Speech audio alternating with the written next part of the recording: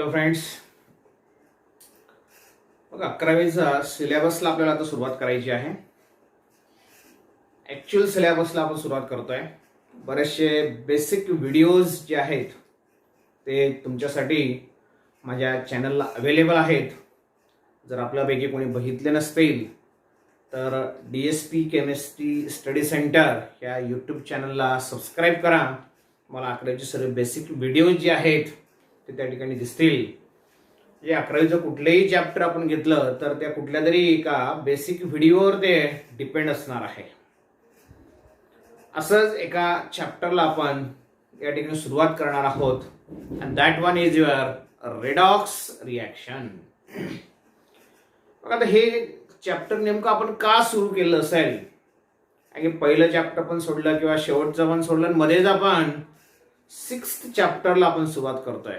In our total there are 16 chapters in your syllabus.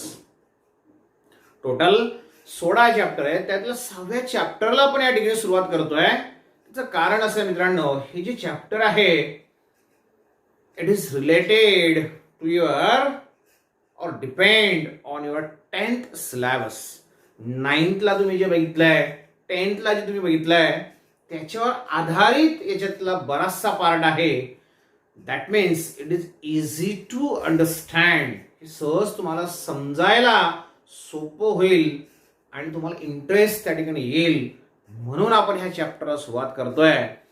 कुठलं तरी असं वेगळं चॅप्टर जे लिंकिंग नाही, आतापर्यंत तुम्हाला माहिती नाही, असं जर आपण सुरू केलं तर कदाचित आपण डिमोलराईज होऊ शकतो. तसं कुठल्याच चॅप्टरच्या बाबतीत होणार नाही, एवढी गॅरंटी मी तुम्हाला देणार. जर माझ्याकडनं तुम्ही शिकले तर कुठलंच चॅप्टर तुम्हाला असं अननोन वाटणार नाही. असं वाटेल की आपण शिकलेलो, आपल्याला सहज जमणार, सहज येऊ शकतं. त्यातल्या त्यात हा जो पार्ट आहे रेडॉक्स रिॲक्शनचा, हा बऱ्यापैकी तुमचा मागच्या इयत्तांमध्ये स्टँडर्ड्समध्ये झालेला आहे. म्हणून आपण या ठिकाणी ह्या चॅप्टरला सुरुवात करतोय. That one your redox reaction. First of all tell me friends, what is the meaning of reaction? Reaction म्हणजे नेमकं काय? What is the meaning of reaction? 10वीला असताना तुम्ही सेपरेट एक चॅप्टर शिकलायत, chemical reactions and equation. I think chapter number 3 तुमच्या 10th सिलेबसला आहे, केमिकल रिॲक्शन्स अँड इक्वेशन्स शिकले तुम्ही. मग रिॲक्शन्स म्हणजे नेमकं काय? Simply reaction is the process by which reactants get converted into the product. रिॲक्टंटचं कन्व्हर्शन प्रोडक्ट मध्ये झालं पाहिजे. म्हणजेच जेव्हा रिॲक्शन होईल त्यावेळेस कंपोजिशन चेंज झालं पाहिजे. रिॲक्टंट काय असतो, प्रोडक्ट काय असतो मला माहिती आहे. तर रिॲक्शन झाली म्हणजे काय, तर रिॲक्टंटचं कंपोजिशन वेगळं आहे, प्रोडक्टचं कंपोजिशन वेगळं आहे. इंट्रोडक्टरी व्हिडिओ जे आपण बघितला, 3 ब्रांचेस बघितल्या आपण केमिस्ट्रीच्या. त्यात केमिस्ट्रीची डेफिनेशन आपण बघितली आहे, deals with the study of composition, structure, properties. त्याच्यात कंपोजिशन हा शब्द आलाय बघा, आला त्याचा उल्लेख या ठिकाणी. तर रिॲक्टंटचं कंपोजिशन आणि प्रोडक्टचं कंपोजिशन भिन्न, डिफरंट असलं पाहिजे, वेगळं असलं पाहिजे, तर आपण म्हणणार की तिथं रिॲक्शन झाली आहे.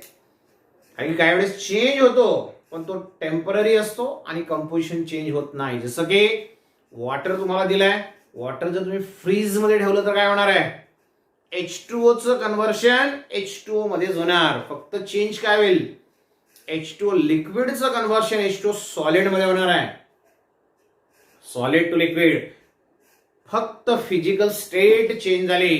असं जर असेल तर त्याला तुम्ही रिॲक्शन म्हणणार नाही. It is a temporary change, the physical change. म्हणजे रिॲक्शन मध्ये काय होणार आहे, here there must be chemical change. तिथं काय असला पाहिजे, केमिकल चेंज असला पाहिजे, बरोबर आहे. And chemical change is a permanent change. एकदा त्या रिॲक्टंटचं कन्व्हर्शन जर तुम्ही प्रोडक्ट मध्ये केलं तर त्याच कंडिशनचा यूज करून त्या प्रोडक्टचं कन्व्हर्शन परत तुम्ही रिॲक्टंट मध्ये करू शकत नाहीत. असा परमनंट चेंज, कंपोजिशन वेगळं असेल रिॲक्टंटचं प्रोडक्टचं तर त्याला म्हणणार तुम्ही reaction. It the process in which reactants get converted into product. आता आपल्याला ऍक्च्युअल काय बघायचं, रेडॉक्स रिॲक्शन आपल्याला बघायचं. रिॲक्शन म्हणजे आपल्याला माहिती आहे, रिॲक्टंटचं कन्व्हर्शन प्रोडक्ट मध्ये होणार, एका सबस्टन्सचं कन्व्हर्शन दुसऱ्या सबस्टन्स मध्ये होणार, त्याला तुम्ही रिॲक्शन म्हणणार. पण रेडॉक्स हा शब्द केव्हा वापरणार किंवा रेडॉक्स रिॲक्शन तुम्ही कोणाला म्हणणार? There are various reactions which are related to our day to day life. बऱ्याच रिॲक्शन आहेत जे आपल्या डे टू डे लाईफमध्ये घडतात, जे आपण ऑब्झर्व करतो. जसं for example rusting of iron, हे सुद्धा तुम्ही 10वीला असताना शिकलेत मित्रांनो, बरोबर आहे. रस्टिंग ऑफ आयर्न हे रिॲक्शनचं एक्झाम्पल आहे related to the redox reaction.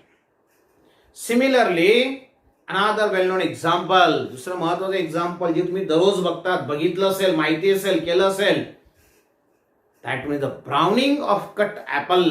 Apple जर घेतला, त्याला कट करून ठेवला, त्याचं जे ब्राउनिंग असेल, that one is again the well non example. अशा भरपूर एक्झाम्पल्स आपण या ठिकाणी घेऊ शकतो जे आपल्या डे टू डे लाईफशी रिलेटेड असतील आणि ज्यांना आपण या ठिकाणी रिॲक्शन म्हणणार किंवा रेडॉक्स रिॲक्शन म्हणणार. रेडॉक्स वगैरे काय ते पुढचे पार्ट तुम्हाला समजेल, त्यावेळेस तुम्हाला समजेल की रेडॉक्स रिॲक्शन काय, किंवा तो जो पार्ट आहे that is nothing but your redox reaction. तर असे व्हेरियस एक्झाम्पल्स आपण बघू शकतो जे आपल्या डे टू डे लाईफशी रिलेटेड आहेत, बरोबर. फेडिंग ऑफ युअर क्लॉथ्स, नवीन कापड जर आपण घेतले, कपडे घेतले, जे शायनिंग असते कापड, काही दिवसानंतर ते कापड फेड होत जातात, त्याचा कलर चेंज होत जातो, that is one of the type of reaction, बरोबर. असे भरपूर एक्झाम्पल्स आपण बघणार आहोत. बघा आता या ठिकाणी आपल्याला बघायचं की रेडॉक्स नेमकं काय असणार आहे.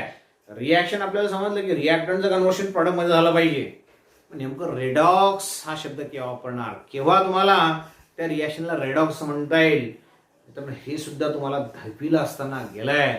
Simply it is the abbreviation used. हा जो रेडॉक्स शब्द आहे हा ऍक्च्युअली काय आहे, it is the abbreviation, abbreviated form आहे कोणाचा, it is the abbreviation used for the reaction which consists of two parts, that is oxidation and reduction. अशी रिॲक्शन ज्याच्यामध्ये ऑक्सिडेशन असेल, रिडक्शन असेल, या ऑक्सिडेशन आणि रिडक्शन रिॲक्शन जेव्हा एकत्र असणार आहेत, एकाच रिॲक्शन मध्ये ऑक्सिडेशन पण आहे, रिडक्शन पण आहे, तेव्हा त्या रिॲक्शनसाठी शॉर्टली त्याला आपण रिप्रेझेंट करणार, ॲब्रिव्हिएटेडली त्याला आपण रिप्रेझेंट करणार रेडॉक्स. त्याला ऑक्सिडेशन रिडक्शन किंवा रिडक्शन ऑक्सिडेशन एवढा शब्द न वापरता आपण त्याला काय म्हणू शकतो, रेडॉक्स. या ठिकाणी रेड मीन्स रिडक्शन साठी तो वापरलाय, ऑक्स मीन्स ऑक्सिडेशन. बघा ऑक्स आणि हा रेड, कसं झालं तो redox reaction. Okay, very simple. म्हणजे रेडॉक्स रिॲक्शन जर आले तर त्याच्यामध्ये दोन पार्ट असतात. One of the part is oxidation and second part is your reduction. म्हणजे दोघं पार्ट जेव्हा एकत्र असतील तेव्हा त्याला तुम्ही म्हणणार रेडॉक्स रिॲक्शन. लक्षात येत आहे? बघा आता मग दोघं पार्ट्स म्हणजे ऑक्सिडेशन रिडक्शन एकत्र असणं म्हणजे काय, ऑक्सिडेशन नेमकं एक्झॅक्टली कोणाला तुम्ही म्हणणार, रिडक्शन नेमकं एक्झॅक्टली कोणाला तुम्ही म्हणणार. रस्टिंग ऑफ आयर्नचं एक्झाम्पल तुम्हाला मी दिलं ऑलरेडी, बरोबर आहे. असे भरपूर सारे एक्झाम्पल्स आहेत. Now here consider what is the meaning of oxidation, what is the meaning of reduction. Now first of all consider what is your oxidation. Oxidation म्हणजे नेमकं काय असणार आहे किंवा रिडक्शन म्हणजे नेमकं काय असणार आहे. दोघं कंपॅरेटिव्ह स्टडी करू आपण. तुमचा दोघांमधला डिफरन्स जो आहे तो पण तुम्हाला लक्षात येईल, दोघांच्या डेफिनेशन्स पण तुमच्या लक्षात येईल. म्हणजे ऑक्सिडेशन एक्झॅक्टली कोणाला म्हणणार, सॉरी रिडक्शन एक्झॅक्टली कोणाला म्हणणार. Okay, now consider here the first part, that is your oxidation part. Oxidation कोणाला म्हणणार लक्षात इकडे व्यवस्थित. ऑक्सिडेशनची very first definition, very simple definition जी तुम्ही 10th ला शिकलात, कदाचित 9th ला पण तुम्ही शिकलेलं असणार. Here first definition for the oxidation is the reaction in which addition of oxygen takes place. एखाद्या इलेमेंटची ऑक्सिजन सोबतची रिॲक्शन, एखाद्या सबस्टन्सची ऑक्सिजन सोबतची रिॲक्शन, एखाद्या सबस्टन्स मध्ये ऑक्सिजन ऍड करणं, एखाद्या इलेमेंट सोबत ऑक्सिजन ऍड करणं, attachment of oxygen with an element or substance, that one is called as the oxidation. त्या इलेमेंट सोबत त्या सबस्टन्स सोबत ऑक्सिजन जर अटॅच होत असेल, that reaction is called as oxidation. भरपूर सारे एक्झाम्पल्स तुम्ही या ठिकाणी घेऊ शकता. जसं for example you are given magnesium. Magnesium आणि ऑक्सिजन 10वीला असताना तुम्ही ऍक्टिव्हिटी केली मित्रांनो. Sorry, when the magnesium ribbon is burned in air. Magnesium ribbon जी आहे ती आपण एअर मध्ये बर्न केली. What happen? It gives its oxide. त्याचा ऑक्साइड तुम्हाला या ठिकाणी मिळेल. कशा पद्धतीने मिळेल? Here the formula for the magnesium oxide is MgO. Magnesium oxide reaction balance नाही आहे. बॅलन्स तुम्ही करू शकता. तुम्हाला तेवढंच लक्षात येत आहे. 2 टाइम्स मॅग्नेशियम 2 टाइम्स MgO झाले रिएक्शन बॅलन्स. किंवा कार्बनचं कम्प्लीट कंबशन जर आपण केलं, then there is a formation of carbon dioxide takes place. बघा दोघं रिएक्शन मध्ये आपण काय केलंय? ऑक्सिजन ऍड केला. ऑक्सिजनची रिएक्शन आपण केली आहे. मॅग्नेशियम सोबत असेल किंवा कार्बन सोबत असेल. Such type of reaction is called as the oxidation reaction. लक्षात आलं? व्हेरी सिंपल, खूप सिंपल आहे मित्रांनो. मग जसं एखाद्या सबस्टन्स मध्ये, एखाद्या इलेमेंट मध्ये तुम्ही ऑक्सिजन जर ऍड केला तर त्याला तुम्ही ऑक्सिडेशन म्हणणार. मग तसं रिडक्शन साठी काय ऍड करावं लागेल? This is the question. बरोबर आहे ना? मग आपण रिडक्शनची डेफिनेशन बघू आता. Now consider the definition for the reduction. जसं या ठिकाणी तुम्ही ऑक्सिजन ऍड केलाय तसं तुम्ही रिडक्शनचा जर विचार केला, simply it is the addition of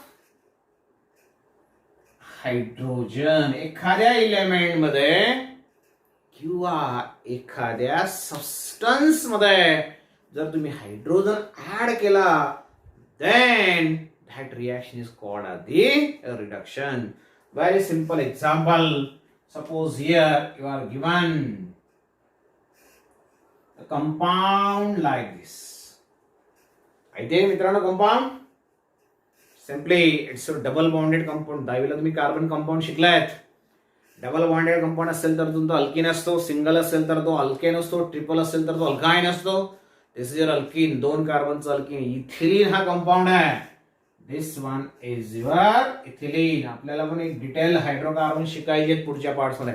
basic part जर तुम्ही बघितला असेल व्हिडिओज, त्याचे तुम्हाला अल्किन दिसेल, इथिलीन दिसेल. बघा या इथिलीन मध्ये जर आपण हायड्रोजन ऍड केला, देन बघा CH2 डबल बॉन्ड CH2. लक्ष द्यावे असेल. 2 हायड्रोजन आहे H2 म्हणजे एक हायड्रोजन याला ऍड होईल, एक हायड्रोजन इकडच्या कार्बनला ऍड होईल. एक हायड्रोजन जर ऍड झाला तर 2चं कन्व्हर्शन 3 मध्ये होऊन जाईल. बघा CH2 एक हायड्रोजन ऍड झाला CH3, परत एक हायड्रोजन इकडे ऍड होईल CH3, आणि या डबल बॉन्डचं कन्व्हर्शन सिंगल बॉन्ड मध्ये होईल. इथिलीनचं कन्व्हर्शन इथेन मध्ये झालं. ऍडिशन ऑफ हायड्रोजन झालं. Addition of hydrogen is nothing but your reduction. म्हणजे एखाद्या सबस्टन्स मध्ये, एखाद्या कंपाऊंड मध्ये तुम्ही हायड्रोजन जर ऍड केला, that one is your reduction. बरोबर आहे? जसं या ठिकाणी आपण ऑक्सिजन ऍड केला तर ऑक्सिडेशन, हायड्रोजन ऍड केला तर रिडक्शन. किंवा कॅल्शियम तुम्हाला दिलेला आहे. कॅल्शियमची रिएक्शन जर तुम्ही हायड्रोजन सोबत केली तर कंपाऊंड तयार होतो तुमचा CaH2 calcium hydride. What is the name of this compound? This compound is called as calcium hydride. This is your calcium hydride. It is also called as hydrolith. लक्षात ठेवा, सीईटी लेक्चर क्वेश्चन विचारला जातो. What is the formula for hydrolith? काय सांगणार तुम्ही? आपल्याला माहित नाही असं सांगून चालेल का? नाही. हायड्रोलिथ कॅल्शियम हायड्राइड जो आहे, CaH2 जो आहे, त्यालाच आपण हायड्रोलिथ असं म्हणणार. पुढच्या चॅप्टर्स मध्ये ज्यावेळेस येईल त्यावेळेस आपण डिटेल बघणार. हायड्रोलिथ त्याला का म्हटलं जातं, कसं म्हटलं जातं, का त्याचा फॉर्म्युला CaH2 आहे, कसा तो तयार झाला. ओके, तर हा झाला तुमचा कॅल्शियम हायड्रेट हायड्रोलिथ. ओके, बघा आता दोघं रिएक्शन्सचा जर आपण विचार केला तर याच्या इकडे आपण ऑक्सिडेशन मध्ये ऑक्सिजन ऍड करणार आणि तुमचं रिडक्शन असेल तर हायड्रोजन ऍड करणार. बघा आता यांचीच एक नवीन डेफिनेशन आपण बघणार आता ऑक्सिडेशन अँड रिडक्शनची. बघा ऍडिशन काय म्हटलं मित्रांनो, ह्याच दोघं डेफिनेशन आपल्याला थोड्याशा रिव्हर्स आता करायचे आहेत. रिव्हर्स लक्षात आलं. इथं म्हटलं आपण ऍडिशन ऑफ ऑक्सिजन, इथं म्हटलं आपलं ऍडिशन ऑफ हायड्रोजन रिडक्शन मध्ये, बरोबर आहे. आता डेफिनेशन रिव्हर्स करायचे आहेत म्हणजे काय, ऍडिशनच्या वेळी आपल्याला शब्द वापरायचा. आता इथं ऑक्सिजन ऍड करायचा, आपल्याला दुसऱ्या डेफिनेशन मध्ये काहीतरी रिमूव्ह करायचं आहे. काय रिमूव्ह केलं तर ऑक्सिडेशन होईल, तर रिमूव्ह करताना फक्त उलट शब्द वापरायचा. रिमूव्हल ऑफ हायड्रोजन इकडे लिहिताना removal of oxygen. It's a very simple. त्याचे डेफिनेशन थोड्या रिव्हर्स विचार करायचा आहे. Therefore here oxidation means what? Simply it is your removal of, तो शब्द तिकडचा वापरतोय मी आता बघा, रिमूव्हल ऑफ हायड्रोजन. हायड्रोजन जर तुम्ही रिमूव्ह केला एखाद्या कंपाऊंड मधून, एखाद्या स्पेसीज मधून, जेव्हा तुम्ही हायड्रोजन काढून घेणार, then that one is called as your reduction. Hydrogen remove करणं. जसं for example you are given a compound, तुम्हाला एखादा कंपाऊंड या ठिकाणी दिला आहे. Suppose that you are given H2S. कुठला कंपाऊंड आहे माहिती आहे, हायड्रोजन सल्फाइड कंपाऊंड आहे, दहावीला गेला तुम्हाला. when this H2S is reacted with oxygen, 2 times H2 घेतलाय H2S, त्याची रिएक्शन आपण ऑक्सिजन सोबत करतोय. तर या ठिकाणी हा ऑक्सिजन जो आहे तो काय करतोय, ह्या H2S मधला हायड्रोजन जो तो काढून घेण्याचं काम करतोय. मग जर समजा त्याने हायड्रोजन काढून घेतला तर काय करेल बघा, किती हायड्रोजन दिसतात मित्रांनो बघा, these are the 4 हायड्रोजन आणि हे 2 oxygen. It gives 2 times H2O. Very simple. 2H2 जसं तसं लिहिलं मी 2H2 आणि हे 2 ऑक्सिजन झाले, 2 ऑक्सिजन, हा 2 इकडे. ओके, काय शिल्लक राहिलं, 2 वेळेस सल्फर तुमचा शिल्लक राहिलाय. तर ह्या रिएक्शन मध्ये नेमकं काय झालंय, हायड्रोजन काढण्याचं काम ऑक्सिजनने केलंय.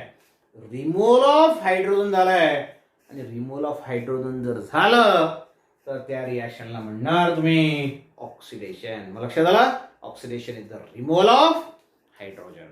Addition of oxygen, removal of hydrogen. Okay, इथे ऍडिशन ऑफ हायड्रोजन याची आता दुसरी डेफिनेशन आपण बघतोय. कशी तयार करायची तुम्हाला सांगितलंय मी ऑलरेडी. जसं म्हटलंय मी रिमूव्हल ऑफ, तिथं पण रिमूव्हल ऑफ म्हणायचं आहे, पण इथं हायड्रोजन शब्द वापरलाय मी, इकडे काय वापरणार, ऑक्सिजन शब्द वापरणार. Therefore here the second definition is a removal of oxygen.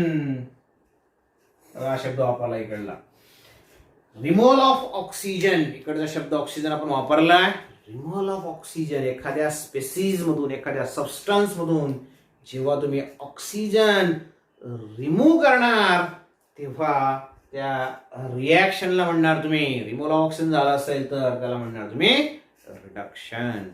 जसं आता या ठिकाणी समजा तुम्हाला एखादा कंपाऊंड दिलाय, for example you are given HgO, mercuric oxide. कुठला कंपाऊंड आहे, HgO. HgO means your mercuric oxide. Very interesting example. 2 प्रकारचे मर्क्युरीचे कंपाऊंड असतात. मर्क्युरिक असा एक कंपाऊंड असतो आणि मर्क्युरस असा पण कंपाऊंड असतो, बरोबर. हा झाला तुमचा मर्क्युरिक ऑक्साइड. आणि Hg2O असं असेल तो मर्क्युरस ऑक्साइड असतो. रस आणि रिक पुढचा जो पार्ट आहे आपल्याला व्हेरी इंटरेस्टिंग पार्ट आहे चॅप्टर मधला, त्यावेळेस बघू आपण. जसं मर्क्युरस, मर्क्युरिक, बरोबर आहे. तसं कॉपरच्या बाबतीत असतं क्युप्रस आणि कॉपर. आयर्नच्या बाबतीत पण असतं फेरस, फेरिक. ओके, बघा आता या ठिकाणी HgO इथला काय रिमूव्ह करायचं आपल्याला, ऑक्सिजन रिमूव्ह करायचं आहे. when it is strongly heated it gives 2 times Hg आणि त्यातलं ऑक्सिजन बाहेर पडेल. बघा O2, 2 ऑक्सिजन, 2 Hg, 2 Hg आणि O2 बाहेर पडला, त्यातून ऑक्सिजन रिमूव्ह करून घेतला आपण.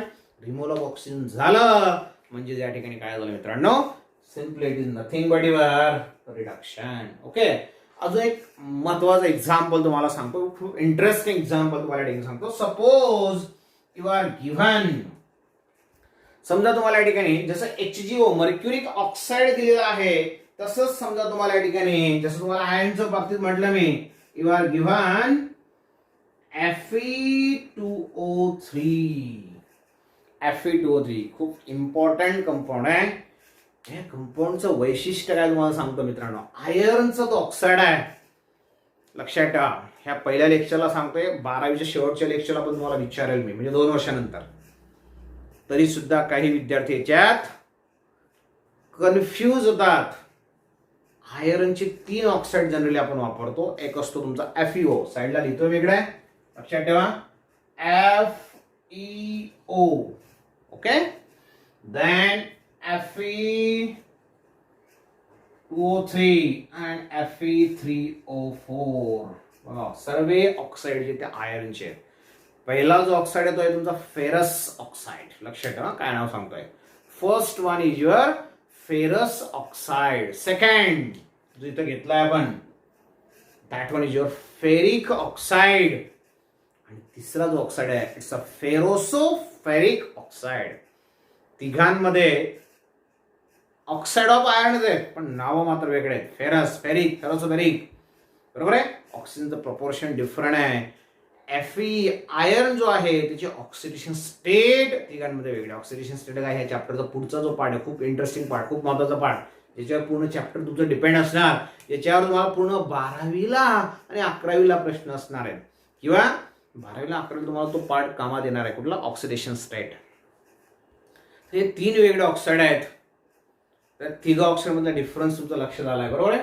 तर तो दुसरा जो ऑक्साईड आहे, फेरिक ऑक्साईड, तर लक्षात ठेवायचा. हा प्रश्न मी 12वीच्या शेवटच्या लेक्चरला पण विचारतो. फेरस कुठला, फेरिक कुठला. फेरस मध्ये ऑक्सिडेशन स्टेट काय, फेरिक मध्ये काय. फेरस मध्ये असते +2, फेरिक मध्ये असते +3. इथं +3 ऑक्सिडेशन स्टेट आहे. बघा आता फेरिक ऑक्साईड जो आहे, हिअर 2 टाइम्स मी या ठिकाणी घेतलाय.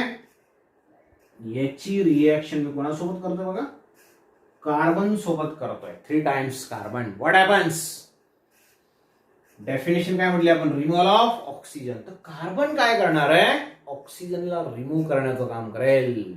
बघा 3 कार्बन आहेत. एक कार्बन 2 ऑक्सिजन काढून घेतो, CO2 तयार करेल. दुसरा कार्बन पण काढेल, तिसरा कार्बन पण काढेल, म्हणजे 3 वेळा CO2 तुमचा तयार होईल. 3 कार्बन आणि 6 ऑक्सिजन. 3 6 किती ऑक्सिजन याच्यामध्ये बघा, 6 च्या 6 ऑक्सिजन Fe2O3 फेरिक ऑक्साईड मधून बाहेर निघाले.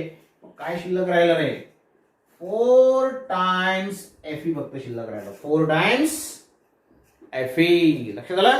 तर या पद्धतीने ऑक्सिजन रिमूव्ह झाला and oxidation reduction takes place. लक्षात आलं. बघा 2 डेफिनेशन्स आपण बघितल्या, ऑक्सिडेशनच्या आणि रिडक्शनच्या. दोघं एकमेकांच्या बुलट आपण त्या ठिकाणी वापरू शकतो. Addition of oxygen, addition of hydrogen. Removal of hydrogen, removal of oxygen. तर मित्रांनो या ठिकाणी खूप मोठं ड्रॉबॅक ह्या डेफिनेशन्स मध्ये आहे. कारण की ह्या दोघं डेफिनेशन्स मध्ये फक्त काय विचार केला आपण, हायड्रोजन ऍड करायचा, हायड्रोजन रिमूव्ह करायचा. ऑक्सिजन ऍड करायचा, ऑक्सिजन रिमूव्ह करायचा. बरोबर आहे. मग समजा तिथं ऑक्सिजन ऍड झालाच नसेल, हायड्रोजन ऍड झालाच नसेल, ऑक्सिजन रिमूव्ह झाला नसेल, हायड्रोजन रिमूव्ह झाला नसेल, तर त्याला तुम्ही काय करणार, म्हणजे त्या रिएक्शन हायड्रोजन ऑक्सिजनचा संबंधच नाहीये. अशा रिएक्शनला तुम्ही ओळखू शकतात का की ते ऑक्सिडेशन आहे का नाही. का ज्याच्यात ऑक्सिजन आणि हायड्रोजन नसतो ती रिएक्शन रेडॉक्स नसते, ऑक्सिडेशन नसते, रिडक्शन नसते. असं काही असतं का, नाही, असं अजिबात नाही. ऑक्सिजन असला किंवा नसला, हायड्रोजन असला किंवा नसला, तरी सुद्धा ती रिएक्शन ऑक्सिडेशन असू शकते, तरी सुद्धा ती रिएक्शन रिडक्शन असू शकते, तरी सुद्धा ती रिएक्शन रेडॉक्स असू शकते. म्हणजे ऑक्सिजन असलं तरच ओळखता येईल, हायड्रोजन असलं तरच ओळखता येईल, अजिबात नाही. असं कुठल्या गोष्टी आहेत ज्याच्यावरून तुम्ही सांगू शकता whether it is oxidation or reduction. लक्षात आलं. बघा आता तिसरी डेफिनेशन आपण या ठिकाणी तयार करतोय. तिसरी डेफिनेशन तुम्हाला या ठिकाणी सांगणार आहे. And third definition for the oxidation is simply it is the addition of very important word electronegative element. बघा इलेक्ट्रोनिगेटिव्ह एलिमेंट जर तुम्ही ऍड केला then That reaction is called as oxidation. Electronegative element काय असतो मित्रांनो नेमकं सांगा बघा जरा. 10वीला असताना तुम्ही शिकलेत periodic classification of element chapter मध्ये. इलेक्ट्रोनिगेटिव्ह कॅरेक्टर म्हणजे non metallic character, electropositive character म्हणजे मेटॅलिक कॅरेक्टर. म्हणजे नॉन मेटल जे असतात ते इलेक्ट्रोनिगेटिव्ह कॅरेक्टर तुम्हाला दाखवतात आणि मेटल जे असतात ते इलेक्ट्रोपॉझिटिव्ह कॅरेक्टर दाखवतात. मग इथं आपण इलेक्ट्रोनिगेटिव्ह इलेमेंट ऍड करतोय.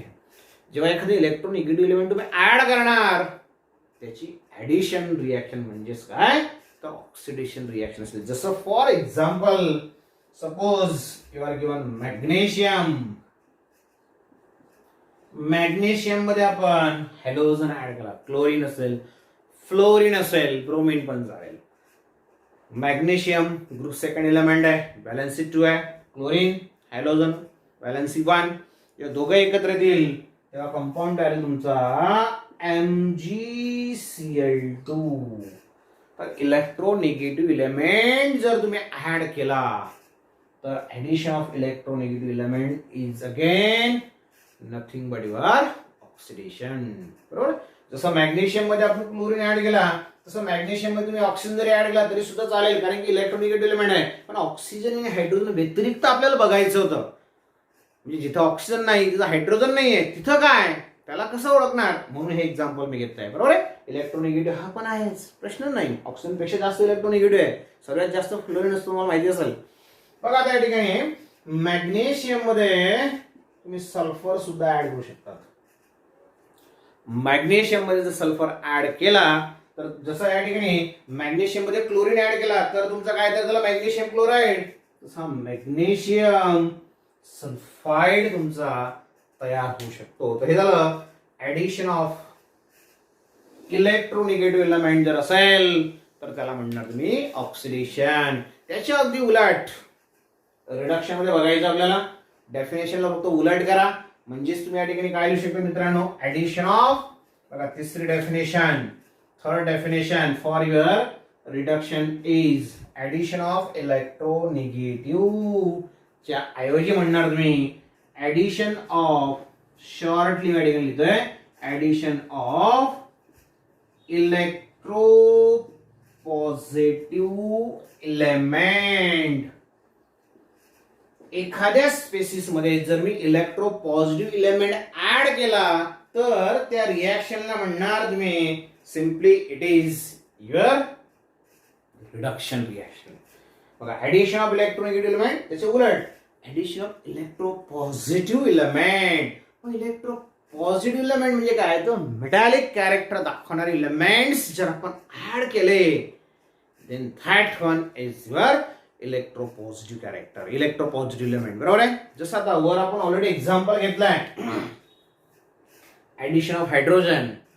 हायड्रोजन ऍड केला, हायड्रोजन तुम्हाला इलेक्ट्रोपॉझिटिव्ह कॅरेक्टर दाखवतो. हायड्रोजन जर ऍड केला कारण की एक इलेक्ट्रॉन तो लूज करू शकतो, H+ आयन तयार होऊ शकतो. बरोबर आहे.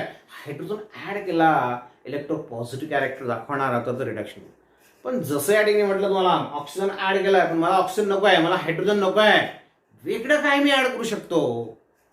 That is very important. बरोबर आहे ना. मग या ठिकाणी एखादा मेटल जर तुम्ही ऍड केला असेल, मेटल म्हणजे इलेक्ट्रोपॉझिटिव्ह कॅरेक्टर दाखवणारा इलेमेंट जर तुम्ही ऍड केला असेल तर त्या रिॲक्शनला म्हणणार तुम्ही रिडक्शन रिॲक्शन. मॅग्नेशियम तुम्ही ऍड केला, Pb तुम्ही ऍड केला. बरोबर ना. असे वेगळं मेटॅलिक कॅरेक्टर दाखवणारे इलेमेंट, निकेल याचा कॅटलिस्ट म्हणून वापरतो आपण. तर हे जनरल पॉझिटिव्ह इलेक्ट्रोपॉझिटिव्ह कॅरेक्टर दाखवणारे इलेमेंट्स जे आहेत ते जर तुम्ही ऍड केले असतील then that reaction is called as your reduction reaction. बघा आता त्या तिघं डेफिनेशन्स तुमच्या समोर आहेत. Here all these are oxidations, here all these R your reduction. दोघांमध्ये काय चेंजेस आहेत, एकमेकांच्या अपोजिट त्यांचे कॅरेक्टर्स काय आहेत ते आपण या ठिकाणी बघितले. अजून आपल्याला डेफिनेशन्स बघायचे आहेत. अजून वेगळ्या प्रकारच्या डेफिनेशन्स आपण या ठिकाणी बघणार आहोत.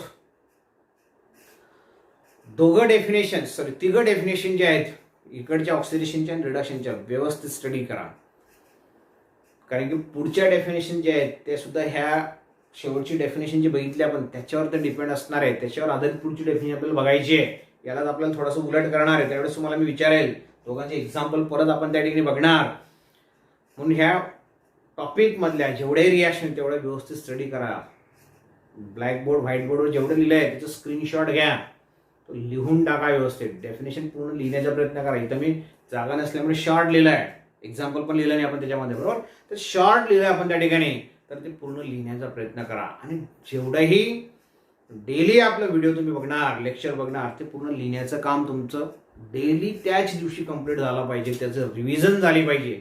व्हिडिओ एकापेक्षा जास्त वेळेस रिपीट करा, व्हिडिओ लाईक करा, शेअर करा. चॅनल जर सबस्क्राईब केलं नसेल सबस्क्राईब करा, कारण की काही महत्त्वाचे व्हिडिओ जे आहेत एंट्रान्सच्या दृष्टिकोनातून ते त्या चॅनलवर तुम्हाला दिसतील, अवेलेबल असतील. मित्रांनो, आज आपण या थांबणार आहोत. पूर्ण पार्ट रिवाईज करा, म्हणजे पुढच्या वेळी जे डेफिनेशन नंतरचे आपण घेणार त्यावेळेस तुमचा हा पार्ट पण लक्षात असला पाहिजे. याच्यावर डिपेंड असणारा तो पार्ट आहे, तो पण तुम्हाला लगेच समजेल.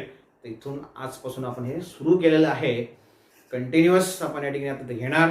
चॅप्टर कंप्लीट झाल्यानंतर तुमची 2 प्रकारची टेस्ट होते. ह्या पहिल्या व्हिडिओमध्येच तुम्हाला मी सांगून देतोय. पहिल्या टाईप जो असतो टेस्टचा तो थेरॉटिकल असणार. 20 मार्काची तुमची टेस्ट असते, रँडम चेंज होऊ शकते, असं काही नाही फिक्स, पण साधारणतः 20 मार्काची टेस्ट येईल, थेरॉटिकल टेस्ट. आणि त्याच चॅप्टरवर आधारित MCQ बेस्ड एंट्रान्सच्या दृष्टिकोनातून जी टेस्ट असते ती 50 मार्काची साधारणतः ती टेस्ट तुमची होते.